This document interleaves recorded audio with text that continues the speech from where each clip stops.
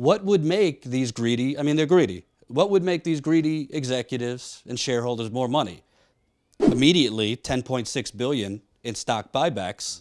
I mean, they've done 10.6 billion since 2015 in stock buybacks. That enriches the executives who are largely paid in stock. It also enriches investors. I think you could train folks probably for a fraction of that.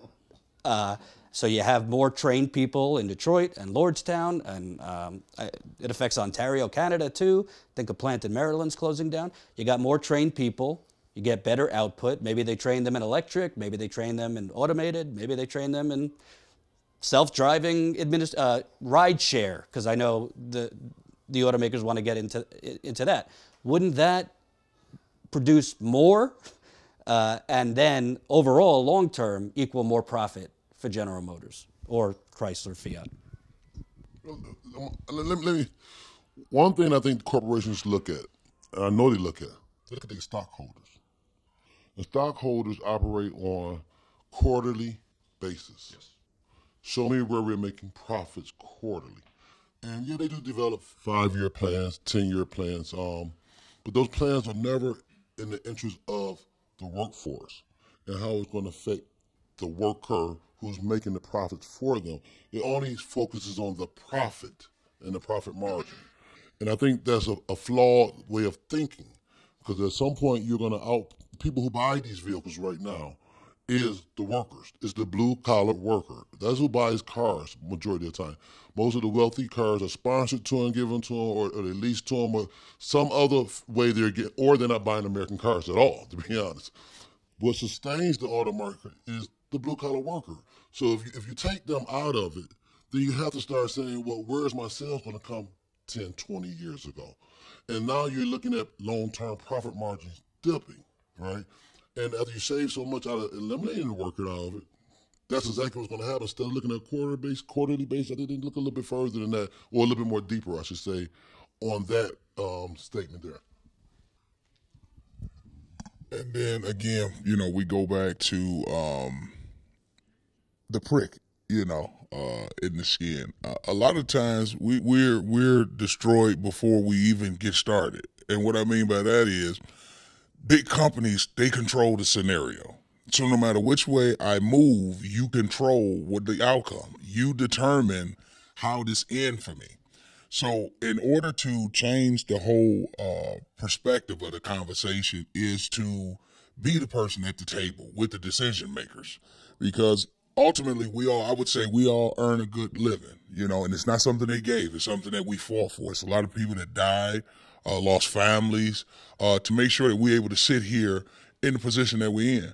But the problem is, every 4 years, we have to sit back and wait for someone else to decide how I'm going to live the next 4 years.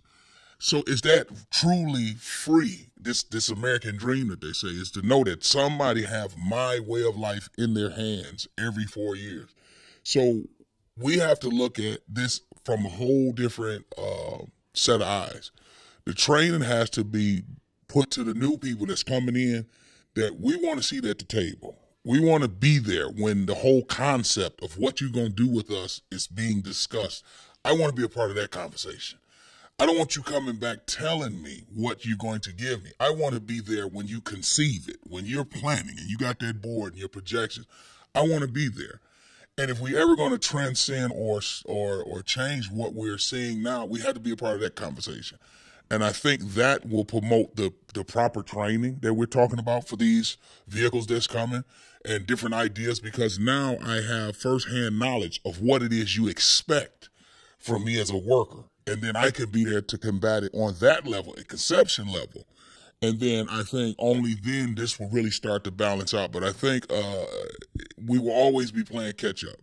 And to piggyback on my brothers over here about the whole GM thing, I mean, to just put people out of work because you understand that negotiations is coming.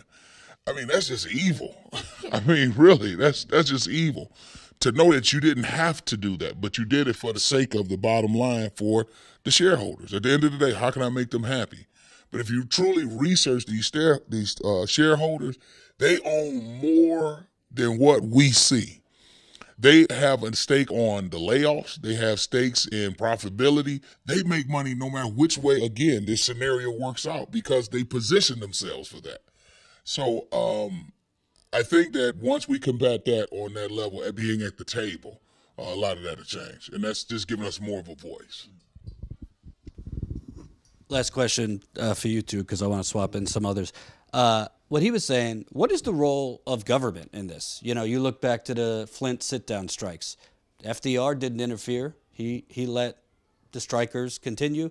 I don't remember his name, but the governor of Michigan didn't, send in the National Guard to break it up. And they might have not, forced GM's hand directly, but they definitely weren't on the side of GM. I mean, obviously Trump, it's all talk. He's not going to actually do anything. But the new governor, Whitmer, local politicians, does there need to be talk of actually regulations on corporations, how many jobs they could offshore? Obviously, a bigger problem is these politicians are all taking money from General Motors, from Wall Street, from all this. So what's the role of government? Because obviously our government has been hijacked by corporations, but you're starting to see a progressive movement fight back against that, whether it's Bernie or Ocasio-Cortez or Black Lives Matter or, Standing Rock. There's a lot of movement. What do we need to force by way of government, because we have a presidential election coming up and that conversation coming? Well, I don't believe in a socialist environment, first thing. I don't. I respect the message that Bernie Sanders and some other politicians put out there, but I don't believe in a socialist. But I do believe, and I don't think government should be fully involved with business. But I do think they have some responsibility to hold corporations accountable. And I think they should make it attractive for corporations to want to stay here in America. I know we live in a global industry right now, so it crosses across the seas all the time. But the tax incentives for people to stay here, Michigan, for example, we lost a ton of business, right? And we were an automaker state. The incentives to stay here and build here are not there supported with a long-time commitment that you're going to be here and it's signed on a written dotted line. Just like when the Obama bailout came in for the automakers. Was there a commitment, not a 5 year until you pay this money back? Was there a commitment for, hey, once you come out of this, now can we expect you to build plants in the state of Michigan to support the workers that are here in Michigan? Those are the things that I think the government should get involved in, especially if they're funding, because the funding is coming from the taxpayers. If you look at the city of Detroit, every automaker has pretty much left Detroit, except for FCA. FCA has the JNAP plant down there, and I believe there's some talks about building another plant, which is a positive. But Detroit and those two plants, which is within a 3-mile radius of each other, is a small speck on the big spectrum of things that's happening here. So I think the government needs to get really involved with the tax abatements. I know it goes down to state levels, but it needs to be supported by the federal level. I think good faith bargaining. Once you have those battles between the union and corporations, we come to the table and we negotiate. It has to be some good faith bargaining and some accountability that comes out of that good faith bargaining.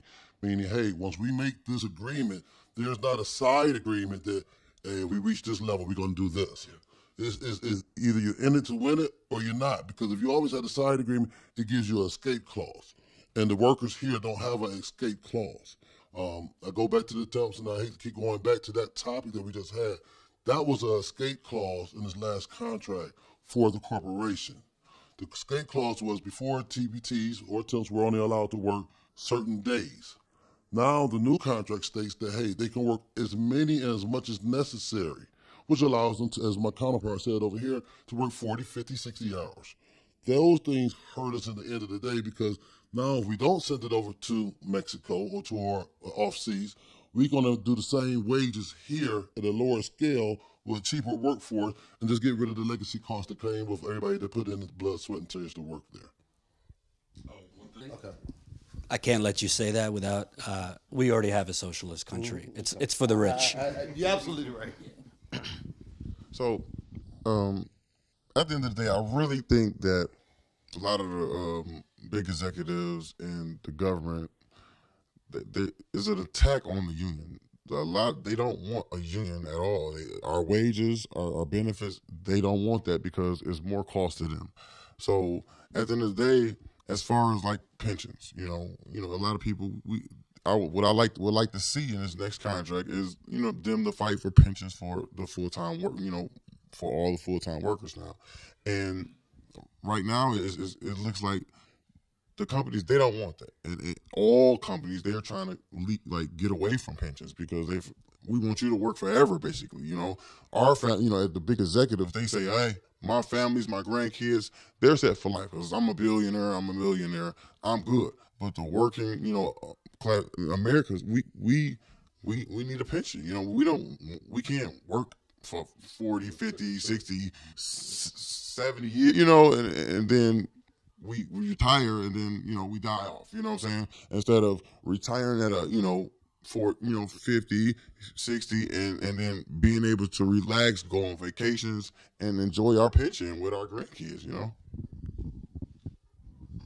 Yeah, I think it all was like, not to bring up again what the TPTs, but it's temporary employees.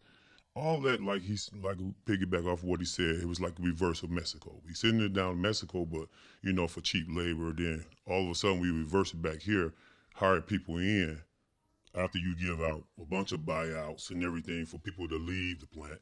People was thinking, then you create this mass hysteria where, oh my God, the bottom's about to fall out of the industry. So people start running for the hills, and then they didn't know they was going to the valleys. As they was running, as more and more they ran away from it and everything, it opened up the door to allow the people to come in, hence to do the job for 5 years as a temporary, and then, you getting $15 an hour. You give them a raise and everything, make them feel good and stuff like that, but you winning in the long run because where's the medical? They got kids. They got families to take care of. Some of them even told me they was doing it for 8 years. And I think the government... No benefits? No, limited. So that's when you say limited, it's really limited. So I think the government, they looked at it like this. Okay, when it became a right to work state, I think that it really was a systematic, corruption in the inside of our whole industry. Then the mass hysteria came when we went up there on Capitol Hill. They nitpicked everything from the fact that anybody paid attention back then was, how did you guys get here? They said, well, we flew planes. They said, why y'all didn't drive cars? Y'all made cars. That's how idiotic it got on Capitol Hill. So you wanted me to drive from Detroit to Washington, and I can get on a plane. Oh, well, why you didn't get on a public plane? It just, they made it look like that for all of us to believe that, oh my God, they are stealing. They are. We know they are. We know what they're doing. They turn around. They get kickbacks all the time, and I think that they would get the kickbacks from, you turn around, you pay this person gets in office, this person carries out your agenda. And that's what's going on. And it's constantly happening. It's going to continue to happen because you turn around, look at the Trump administration right now. Like you say, make America great. I don't know when that's going to happen, but meanwhile, they need to focus on making America right now, because it's a lot of stuff that's going on that's in the underbelly that's killing all our unions off. And I tell you, and it's dividing us because the workforce, you have temporaries, and then you have the full-times, and then you have the people who are traditional. So now you have 3 tiers, really, tell you the truth, because the traditionals they got a pension. Yep. And so then you turn around and you got the people under them. Okay, I'm gonna get the money. I've been here for a while, but I better put my money up in my 401k. So now you got the next tier where you got the people that's trying to get in the door. And meanwhile, they dividing every last one of them along the step of the way by nitpicking, and then, from putting temporaries to do jobs that's not really jobs. You know what I mean? And everything to just utilize the workforce in a negative way and make the union be fighting constantly for things that are so petty to distract you away from the overall thing, which is, at the end of the day, capitalism. They were all about the money. At the end of the day, it's all about money. And as long as we work for this, I've been working for this industry, I have never seen it like it is now. And it's going to keep getting worse unless there's something changed at the top. And that's where the government has to step in. If the government doesn't step in, it's going to keep going downhill. I don't know when that governor or that president that's going to get in there and say enough is enough. If they got somebody that's going to be on the ballot this upcoming time, everybody need to get behind them and vote, but I just haven't seen it yet.